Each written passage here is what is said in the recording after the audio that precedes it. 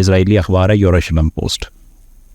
اس کا ہے یہ غالباً 20 جون کا یہ اداریہ تھا، اس نے کہا کہ مکمل طور پہ اسرائیلی آرمی ناکام ہو چکی ہے غزہ کے اندر. ان کا کہ 4 ٹارگیٹس سے،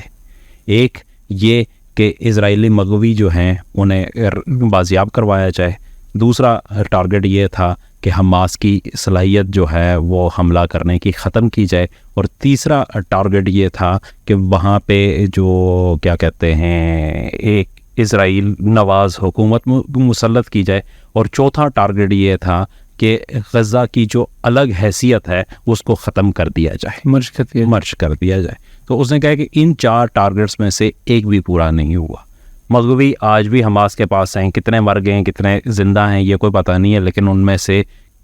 جو ہے نا ان کی رہائی جو ہے وہ ممکن نہیں ہو سکی. حماس اس نے کہا کہ اس کا حال یہ ہے کہ اس وقت بھی اس کے پاس یہ صلاحیت موجود ہے کہ وہ تل ابیب سے لے کر پورے اسرائیل کو ٹارگٹ کر سکتی ہے وہاں سے بیٹھ کے، اپنے اس کا راکٹ سسٹم بھی یہ ختم نہیں کر سکے. پھر جو ہے اس کے اوپر وہاں پہ حکومت مسلط کرنے کا، تو انہوں نے کہا کہ حماس لوگوں کے دلوں میں بستی ہے کہ وہاں پہ جتنا بھی ہوا ہے اس کے اوپر حماس کے خلاف آج تک یہ جو ہے نا غزہ کے لوگوں کے ویوز بھی نہیں بدل سکے. تو اس کے خاتمے کا تو سوال ہی نہیں پیدا ہوتا. اور مرج کرنے کی پوزیشن یہ ہے کہ اسرائیلی آرمی کو مسلسل مزاحمت کا سامنا ہے، وہاں تو کھڑی ہی نہیں ہو سکتی. لیکن اسرائیل نے لبنان پہ بھی اٹیکس کی، وہ جو پچھلے دنوں پہ باتیں چل رہی تھی کہ ہم اس میں بھی اٹیک کریں گے اور لبنان میں. میں 1 منٹ مجھے دیجیے، میں اس طرف آتے ہیں تھوڑا سا اس کو نا. اچھا، پھر دوسرا